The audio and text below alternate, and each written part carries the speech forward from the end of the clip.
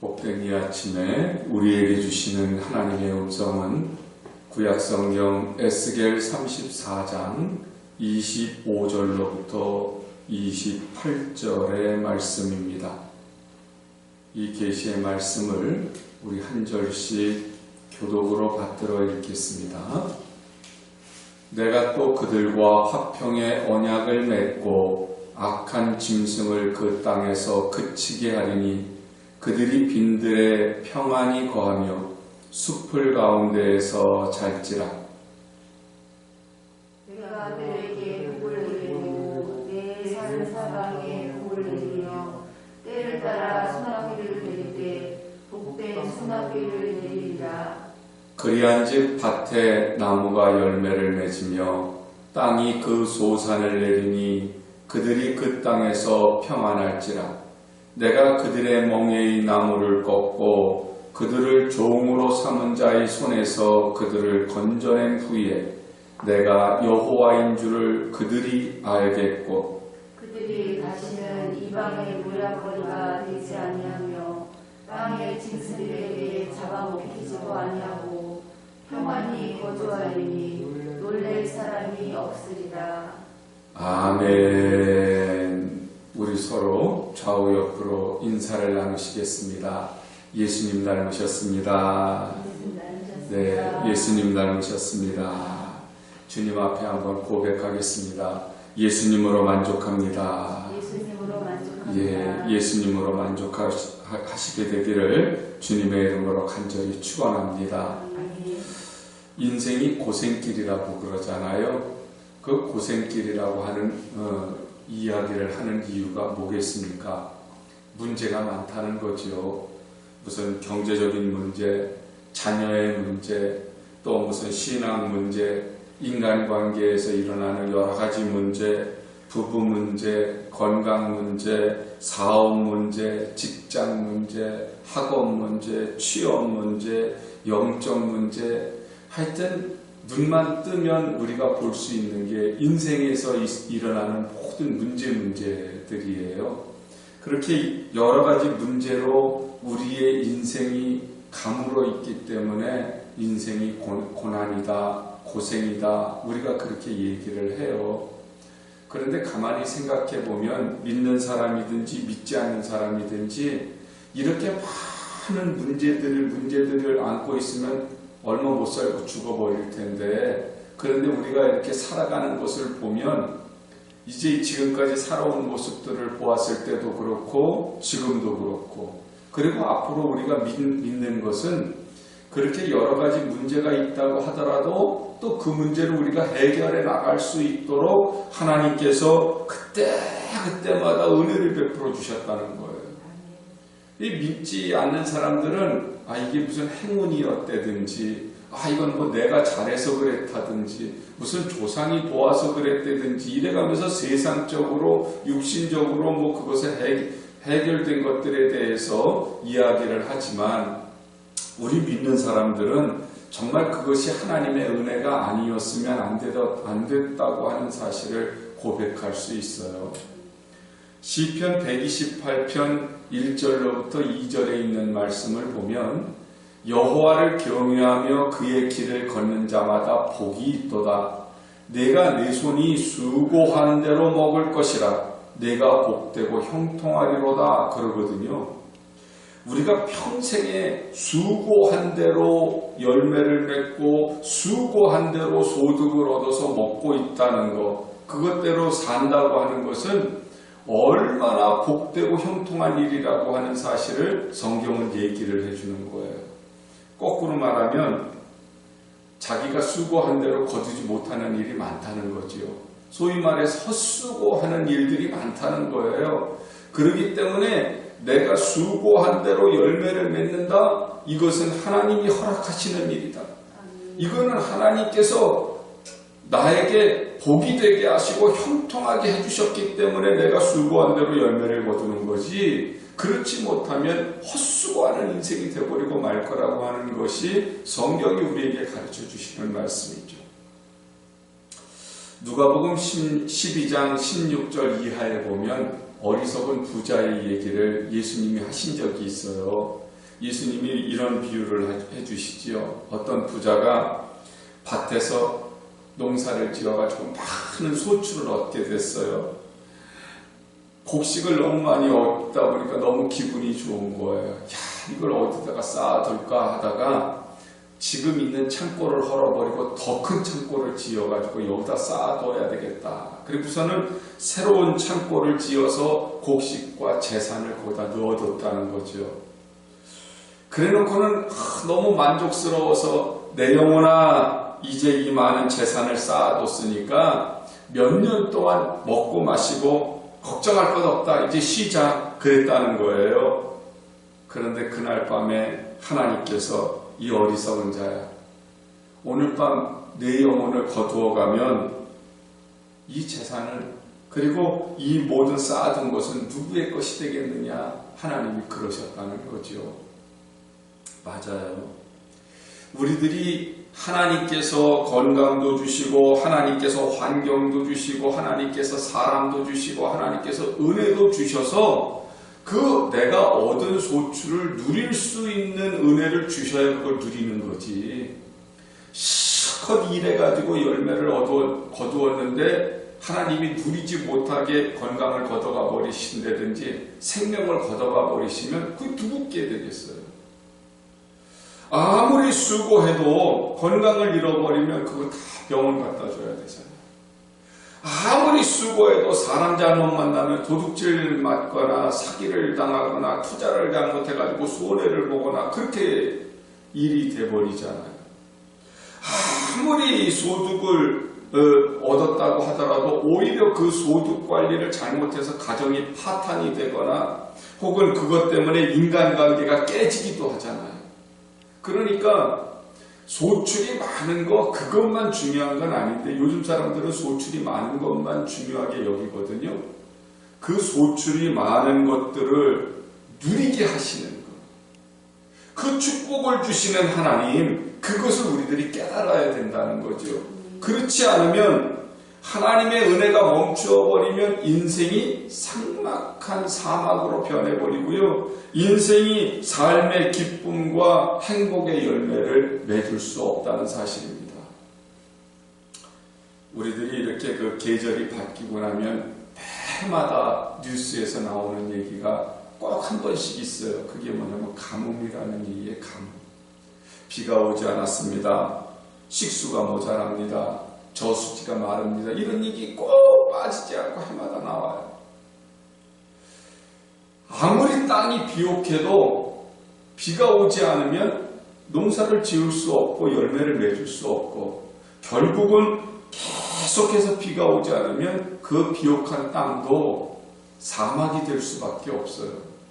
똑같아요. 인생이라고 하는 것도 하나님의 은혜가 나에게 물 붓듯이 소낙비 오듯이 내려지지 않으면 그 인생은요 정말 불행한 인생이 될 수밖에 없어요. 내 주변에 사람도 없어지고 내 인생도 삭막해지고 살아가는 재미도 없어지고 하는 일마다 다 꼬이게 되고 그렇기 때문에 때를 따라서 주시는 하나님의 소낙비 같은 은혜가 평생 멈추지 않는 사람, 그 사람이야말로 진짜 행복한 사람인 줄로 믿습니다. 그래서 오늘 우리들이 소낙비 같은 하나님의 은혜를 좀 기도하고 사모하고 하나님께 구하는 그런 사람들이 되어야 된다 이 말이죠. 스가랴 10장 1절의 말씀을 보시면은요, 봄비가 올 때에 여호와 곧 구름을 일게 하시는 여호와께 비를 구하라. 무리에게 소낙비를 내려서 밭에 채소를 각 사람에게 주시리라. 그래요. 사람들은요 봄이 돼가지고 비가 내리면 이건 당연한 것으로 알아요. 당연히 비가 오는 거지. 이게 하나님의 은혜라고 하는 사실을 모릅니다. 그렇기 때문에 성경은 뭐라고 얘기하냐면 봄비가 올 때가 됐어요. 구름이 일어나요. 그렇지만 비가 오든지 안 오든지 너희는 어떻게 해라? 하나님께 기도해라. 왜냐하면 비를 오게 하시는 것은 하나님의 은혜지 이게 당연한 것이 아니라는 거예요. 마찬가지로 우리가 수고를 했어요. 열매를 거두어요. 회사를 다니는 사람이 월급을 타요. 농사를 짓는 사람이 추수를 해요. 사람들은요, 이게 당연한 것으로 여겨요. 근데 이건 당연한 것이 아니라는 거예요. 이건 하나님의 은혜라는 거예요. 투자를 했어요. 사업을 해요. 소득을 얻어요. 이거는 내가 투자를 했기 때문에 소득을 얻는 것이 아니고 이것을 투자해서 소득을 얻게 하시는 것은 하나님의 은혜라는 거예요. 이건 당연한 게 아니라는 거예요. 그렇기 때문에 우리가 투자를 했다, 소득을 거두기 위해서 기도해야 된다. 농사를 한다, 씨를 뿌렸다. 그러면 그 씨의 열매를 얻기 위해서 기도해야 된다. 회사를 다닌다, 그렇다면 내가 그 회사가 잘 되기 위해서 기도해야 된다. 그것이 성경적인 하나님께서 주시는 우리들에게 하시는 말씀이에요. 오늘 본문 말씀 25절의 말씀도 보면 내가 또 그들과 화평의 언약을 맺고 악한 짐승을 그 땅에서 그치게 하리니 그들이 빈들에서 평안히 거하며 숯불 가운데에서 잘지라 그러시거든요. 하나님께서는 믿음을 지키는 이스라엘 백성들에게 평안을 주셔서 그들이 거주하는 온 사방에 그리고 산들에 복된 비를 내리게 하시겠다는 거예요. 하나님께서 약속하시는 이 평안이라고 하는 것은 우리가 서로 인사할 때 샬롬 인사하잖아요. 그 샬롬이라고 하는 평안이거든요. 이 샬롬이라고 하는 것은 전쟁이나 또 다툼이나 이런 것뿐만이 아니고 모든 문제 속에서도, 인생의 문제들 가운데서도, 그리고 모든 고민 가운데서도 부족함이 없이 넘치도록 만족시켜 주시는 것, 그게 샬롬이에요. 그러니까 하나님께서 우리들에게 화평의 언약을 맺으셨다. 그 말은 하나님께 기도하는 사람에게는 하나님께서 언제나 평안함을, 넉넉함을, 풍성함을 허락해 주시겠다는 거지요. 창세기 12장 내용을 보면 하나님께서 아브라함을 부르시는 내용이 있어요. 아브라함이 하란에서 이제 그 자기 아버지 데라가 죽고 나니까 난 고향으로 돌아가야지 그런 마음을 가지고 있을 때 하나님께서 아브라함을 부르시죠. 네가 고향으로 가지 마라. 그러시면서 뭐라고 얘기하시냐면 여호와께서 아브라함에게 이르시되 너는 너의 고향과 친척과 아버지의 집을 떠나 내가 네게 보여줄 땅으로 가라. 내가 너로 큰 민족을 이루고 네게 복을 주어 네 이름을 창대하게 하리니 너는 복이 될지라. 너를 축복하는 자에게는 내가 복을 내리고 너를 저주하는 자에게는 내가 저주하리니 땅의 모든 족속이 너로 말미암아 복을 얻을 것이라 하신지라 그러거든요. 그러니까 하나님께서는 이제부터 너의 하나님이 돼서 내가 너를 복덩이로 삼을 거다. 복의 근원으로 삼을 거다. 그렇게 약속을 하시고서 아브라함을 부르셔요. 이 약속의 말씀을 믿고 아브라함은 자기 고향으로 가려고 했던 그 발걸음을 하나님을 따라 나서는 발걸음으로 바꿉니다. 그리고 가나안 땅을 향해서 가지요. 그런데 그 가나안 땅에 이르러서 그 얼마나 살았는지는 모르지만 가나안 땅의 당도에서 사는 동안에 그 땅에 기근이 들어버렸어요. 가뭄이 들어버렸어요. 아브라함이 애굽으로 이주를 하지요. 자기 조카 롯도 데리고 자기 식솔들을 데리고 애굽으로 이주를 했는데 문제가 생겼습니다. 자기 아내 사라가 예쁘잖아요. 아름답잖아요. 애굽에 들어가니까 아브라함의 아내가 예쁘다는 소문이 났어요. 아브라함이 자기가 죽을 것 같으니까 어떻게 해요? 너는 내 아내라고 하지 말고 내 동생이라고 하자. 그래서 자기 동생이라고 속이잖아요. 그래서 바로가 그 사라를 왕궁으로 데리고 들어갑니다. 그리고는 그 많은 재산을 아브라함에게 주지요. 그래서 그 사라를 후궁으로 삼고자 왕궁으로 데리고 들어갔어요. 그런데 하나님께서 바로의 집에 재앙을 내리시잖아요. 그리고는 사라가 아브라함의 아내라고 하는 사실을 알려주셔서 바로가 깜짝 놀라서 그 사라를 다시 아브라함에게로 돌려주지요. 하나님의 약속을 받고 그 아브라함이 가나안 땅을 향해 들어갔는데 그 가나안 땅에 가뭄이 들었어요. 그 가뭄 때문에 두려워서 하나님의 약속을 완벽하게 믿지 못한 아브라함은 애굽으로 내려가는 잘못을 범하게 돼요. 그렇지만 하나님은 아브라함의 믿음을 탓하지 않고 그 가정을 안전하게 지켜주시는 것을 보게 되거든요. 코로나가 마치 사납고 악한 짐승처럼 세상 모든 사람들을 지금 괴롭히고 있죠. 그뿐 아니라 인생의 문제, 정치 문제, 경제 문제, 사회 문제들이 아주 세상을 괴롭히고 있는데 그 세상을 괴롭히고 있는 가운데에서도 가장 괴롭히는 데가 대한민국이라는 거예요. 다른 나라들보다도 우리나라가 그렇게 이런 그 정치, 경제, 사회 문제로 갈등을 일으키는 아주 그런 불안한 나라라고, 불안한 사회라고 오늘 아침에 인터넷 뉴스를 봤더니 나오더라고요. 정말 불안해서 불안합니까? 우리들이 지금 무엇을 잃어버려요? 하나님께서 우리를 돌보고 계시다고 하는 그 믿음을 잊어버리고 있는 거예요. 교회들이 그걸 먼저 잊어버리고 있어요. 성도들이 그걸 잊어버리고 있어요. 사회의 기준을 잡아야 되고 정치의 기준을 잡아야 되고 우리의 신앙의 기준을 잡아야 되고 인생의 기준을 잡아야 되는 성도들이 흔들리면 다 흔들리는 겁니다. 우리가 끝까지 믿음을 지켜야 돼요. 하나님이 약속하신 평안의 약속, 그리고 말씀의 그 반석 위에 서서 소낙비 같은 은혜를 사모하고 기다려야 되는 것이 이 시대와 사회를 위한 교회들의 책임이고 의무거든요. 소낙비 같은 은혜를 베푸셔서 아브라함과 아브라함의 가정을 지켜주신 그 하나님이 바로 우리 하나님이시잖아요. 그렇기 때문에 오늘 이 시대, 그리고 이 시간 우리가 이 시대에 흔들려서도 안 되고 이 사회 풍토에 흔들려서도 안 되고 정치에 흔들려서도 안 되고 우리의 믿음을 지켜야 될 줄로 믿습니다.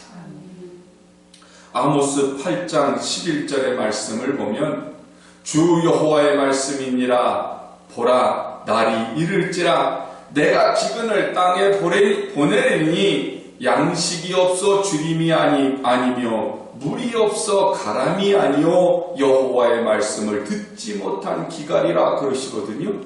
이 무슨 말씀이세요? 하나님의 말씀을 듣지 못했다니 그 얘기는 하나님의 말씀이 없어서 듣지 못한다는 게 아니고 하나님의 말씀을 순종하지 않는다는 말이에요.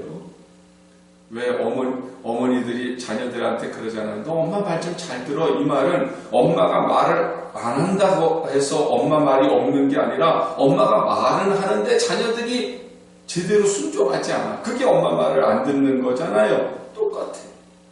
하나님의 말씀이 우리들에게 계속해서 소나기처럼 내림에도 불구하고 이 시대에 우리들이 하나님의 말씀대로 순종하지 않고 있기 때문에 그 인생은 가뭄과 기근을 만날 수밖에 없다는 거지요. 그러니까 우리들이 메마르고 거칠고 열매 맺지 못하는 삶에서 벗어나기 위해서는 하나님의 말씀대로 순종해야 돼요. 살아가야 돼요. 소중한 것을 지키기 위해서 우리들이 세상 것이나 또 혹은 권력에 기웃거리다 보면요, 오히려 그 세상이나 권력에 내 소중한 것 뺏겨버리고 맙니다. 정말 소중한 것이라고 한다면 내 가족이 소중하고 내 생명이 소중하다면 그 소중한 것 하나님께 맡겨야지요. 어떻게 세상에 맡기겠어요? 하나님은 하나님이 약속하신 것 반드시 지키시는 분이십니다. 하나님은 당신이 언약하신 거 어기지 못하는 게 하나님의 특성이시거든요. 요한복음 14장 27절에서 예수님이 이런 말씀을 하세요. 평안을 너희에게 끼치노니 곧 나의 평안을 너희에게 주노라. 내가 너희에게 주는 것은 세상이 주는 것과 같지 아니하니라. 너희는 마음에 근심하지도 말고 두려워하지도 마라. 그렇게 얘기하시거든요. 하나님 나라를 누리는 신앙은 하나님의 약속을 믿고 부족함이 없이 넘치도록 주시는 하나님의 평안을 누리는 것이 하나님의 나라를 누리는 신앙이에요. 다른 말로 말하면 하나님이 없는 평안은 이 세상에 없어요. 그런데 우리는 하나님 없이 자꾸 세상에서 평안을 누리려고 해요. 그러다 보니까 우리 인생이 자꾸 가물어요. 메말라요. 목말라요. 하나님의 소낙비 은혜가 임하면 우리들이 수고한 대로 열매를 거둘 뿐만 아니라 나로 인해서 내 주변에 많은 사람들도 복을 받는 놀라운 복덩이의 삶을 살게 됩니다. 오늘 26절, 27절의 말씀이 그 말씀이거든요. 내가 그들에게 복을 내리고 내 산 사방에 복을 내리며, 우리들에게 복을 주시는데 어디에도 쏟아져요? 우리들이 있는 산 사방에도 복이 내려요. 때를 따라 소낙비를 내리는데 어떤 소낙비? 복된 소낙비를 내리리라. 이게 참 굉장한 거예요. 왜냐하면 비라고 다 똑같은 비가 아니에요. 어떤 비는 홍수처럼 돼가지고 그냥 다 쓸고 내려가고 생명을 죽이고 인명피해가 날 뿐만 아니라 재산피해도 내잖아요. 그런데 오늘 성경에서 하시는 말씀은 복된 소낙비라는 거예요. 유용한 소낙비라는 거예요. 필요한 소낙비라는 거예요. 생명 같은 소낙비라는 거예요. 왜냐? 그리한즉 밭의 나무가 열매를 맺으며 땅이 그 소산을 내리니 그들이 그 땅에서 평안하지라. 내가 그들의 멍에의 나무를 꺾고 그들을 종으로 삼은 자의 손에서 그들을 건져낸 후에 내가 여호와인 줄을 그들이 알 것이다. 그렇게 말씀하시거든요. 하나님은 하나님의 자녀인 우리들에게 복을 주세요. 그 이유는 우리 주변 사람들에게도 복을 내려주셔서 누구를 보게 하시려고요? 하나님이신 것을 보게 하시려고. 그러니까 나에게 복을 주실 뿐만 아니라 내 주변 사람들에게도 복을 주시는 이유는 바로 살아계신 하나님이 우리의 아버지이신 것을 보여주시게 하시려. 우리들이 아이들이 이제 자기 친구들하고 막 이렇게 놀면 내 아이들만 과자 사주나요? 아니면 친구들도 사주나요? 내 아이만 사주는 사람은 얼마 안 돼. 대부분 아이의 친구들까지 불러서 과자도 사주고 떡볶이도 사주고 그러지요. 그러면 아이들이 그걸 얻어먹고 누가 줬다 그래? 아무개 아버지가 사줬다고, 아무개 엄마가 사줬다고 그렇게 얘기하는 것처럼 똑같아요. 하나님이 우리에게만 복 주시는 게 아니라 우리랑 사귀고 있는 사람들, 교제하고 있는 사람들에게도 다 똑같이 복을 주시겠다고. 왜냐하면 하나님이 누구 아버지인 걸 알게 하려고 내 아버지이신 걸 알게 하려고. 이건 놀라운 축복입니다. 내가 이게 바로 하나님의 복덩이라는 증거거든요. 창세기 26장에 이삭 시대에 대한 이야기가 나와요. 이삭이 가나안에서 머물 때에도 가나안에 또 똑같은 흉년이 들었어. 아브라함 때와 같은. 그러니까 이삭도 애굽으로 내려가려고 식구들을 다 데리고 집보따리를 쌌어요. 그때 하나님께서 애굽으로 내려가지 못하도록 이삭에게 나타나셔서 말씀을 하세요. 아브라함 때에 첫 흉년이 들었더니 그 땅에 또 흉년이 들매 이삭이 그랄로 가서 블레셋 왕 아비멜렉에게 이르렀더니 여호와께서 이삭에게 나타나 이르시되 애굽으로 내려가지 말고 내가 네게 지시하는 땅에 거주하라. 이 땅에 거류하면 내가 너와 함께 있어 네게 복을 주고 내가 이 모든 땅을 너와 네 자손에게 주리라. 내가 네 아버지 아브라함에게 맹세한 것을 이루어 내 자손을 하늘의 별과 같이 번성하게 하며 이 모든 땅을 내 자손에게 주리니 내 자손으로 말미암아 천하 만민이 복을 받으리라. 그렇습니다. 애굽 이삭이 애굽으로 내려가려고 했더니 하나님이 나타나셔서 그냥 블레셋 그 땅 그랄이라고 하는 곳에 그냥 머물러라는 거예요. 그러면 그 땅에 있는 동안 내게 복을 주고 가나안 땅도 너에게 주고 그 다음에 내 자손으로 말미암아 천하 만민이 복을 받게 될 거라. 하나님은 소낙비 같은 은혜를 베푸셔서 이삭이 그랄에 머무는 동안 100배의 축복을 허락해 주세요. 이삭이 거부가 되니까 블레셋 사람들이 시기가 올라올 거 아니에요. 자기네 땅에서 막 100배의 부자가 됐으니까 말이에요. 그러니까 그 이삭이 아버지 아브라함 때 파놓은 그 우물을 가서 팔 때마다 또 우물에서 물이 나오는 거예요. 그러니까 이 블레셋 사람들이 쫓아가서 그 우물을 뺐습니다. 이거 우리 땅에 있는 거니까 우리 거라는 거예요. 이삭이 싸우질 않아요. 줘요. 그리고 또 딴 데 가서 또 아버지가 팠던 우물을 팠더니 또 거기서 물이 나와. 또 쫓아와서 자기네 거라는 거예요. 그러니까 또 줘요.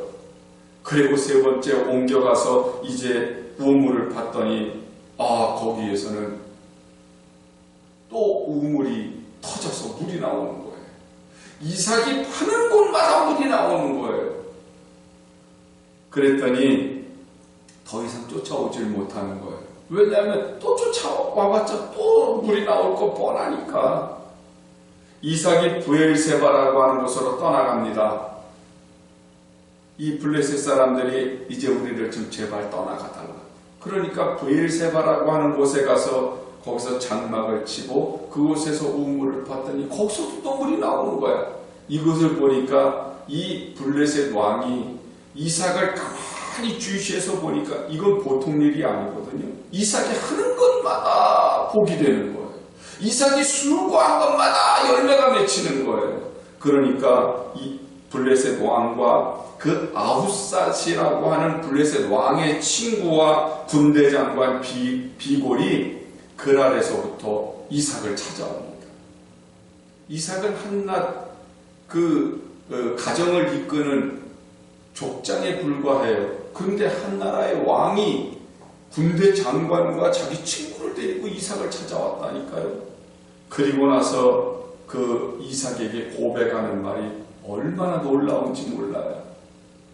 그들이 이르되 여호와께서 너와 함께 계심을 우리가 분명히 보았습니다.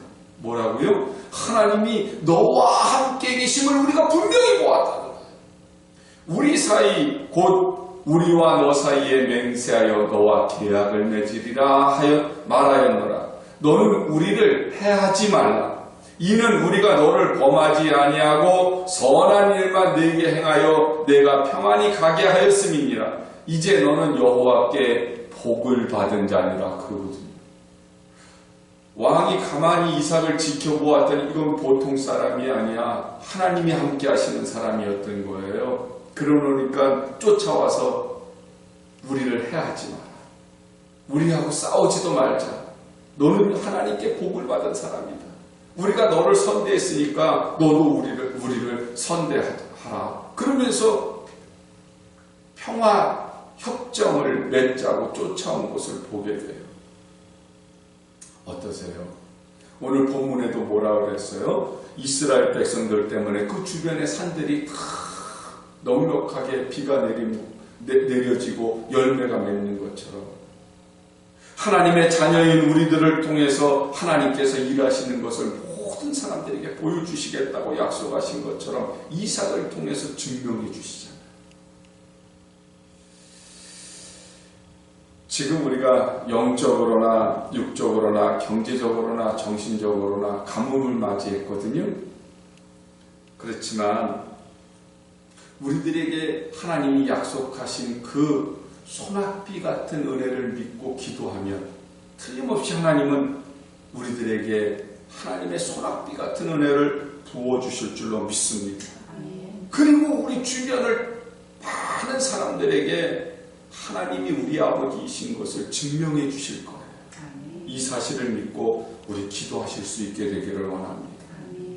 시편 72편 6절로부터 7절에는 그는 뱀풀 위에 내리는 비같이 땅을 적시는 소낙비같이 내리리니 그의 날에 의인이 흥왕하여 평강의 풍성함이 다리다 할 때까지 이르리로다 그러거든요.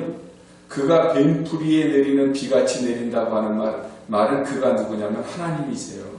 하나님이 소낙비같이 우리들에게 임하셔서 그 하나님으로 말미암아 우리들이 어떻게 한다고요? 흥왕하고 평강의 풍성함이 다리다 할 때까지. 달이 없어진 언제 없어져요? 내가 먼저 죽겠지. 그 말은 무슨 뜻이에요? 내 평생에 이르기까지. 영원토록 하나님의 은혜와 영광 가운데서 살게 될 것이다. 소낙비가 메말랐던 땅을 적시고 만물을 소생시키고 열매를 맺게 하듯이 하나님의 소낙비 같은 은혜가 우리에게 임하시기만 하면 우리 영혼과 가정과 교회와 우리의 사회를 다시 소생하게 하고 풍성하게 해주실 줄로 믿습니다. 오늘 28절 마지막 절에 그들이 다시는 이방의 노략거리가 되지 아니하며 땅의 짐승들에게 잡아먹히지도 아니하고 평안히 거주하리니 놀랄 사람이 없으리라 그렇게 말씀하셨어요. 다시는 하나님께서 우리 교회들이나 우리 성도들이나 하나님의 백성들로 인해서 조롱거리가 되지 않게 해주실 줄로 믿습니다. 대신방을 통해서 제가 가정마다 이제 축복을 하고 다니잖아요. 그런데 이번 대신방은 오히려 제가 위로를 받아요. 교회가 힘들어져서 정말 이제 우리 성도들에게 부담을 줄까봐 제가 이렇게 그 신방 가서 가끔 걱정을 해요. 아유, 부담 줄까봐 이제 혹시라도 마음에 상처를 입을까봐 걱정을 좀 덜어주기 위해서 얘기를 하면 오히려 거꾸로들 말씀하세요. 아유, 목사님 이제는 일어설 일만 있습니다. 아유, 이제 다시 시작하기만 하면 됩니다. 오히려 저한테 그렇게 용기를 주세요. 그 얘기를 들으면서 야, 이제 하나님의 소낙비 같은 은혜가 쏟아질 일만 남았다. 그러면서 저도 용기를 얻고 돌아와요. 이렇게 우리가 서로를 위로하고 서로 격려하면서 흔들림 없이 믿음을 지키는 모습을 보고 하나님이 얼마나 기뻐하실까요? 하나님의 소낙비 같은 은혜가 우리들에게 쏟아지기만 하면 우리 인생에도 또 우리 가정에도 사업장에도 직장에도 우리 교회에도 이 나라에도 하나님의 풍성한 은혜가 맺어지게 되고 이 지역 모든 사람들이 우리 김포 힘돌교회가 여기 있음으로 인해서 이 지역이 살기 좋아졌다고 오히려 그런 좋은 소문이 나는 역사가 일어나게 될 줄로 믿습니다. 우리 교회를 통해서 정말 우리 성도들 모두뿐만이 아니라 이 지역 모든 사람들 그리고 이 나라의 모든 사람들이 살아계신 하나님을 보는 역사가 일어날 수 있게 되기를 예수님의 이름으로 간절히 사모하고 축원합니다.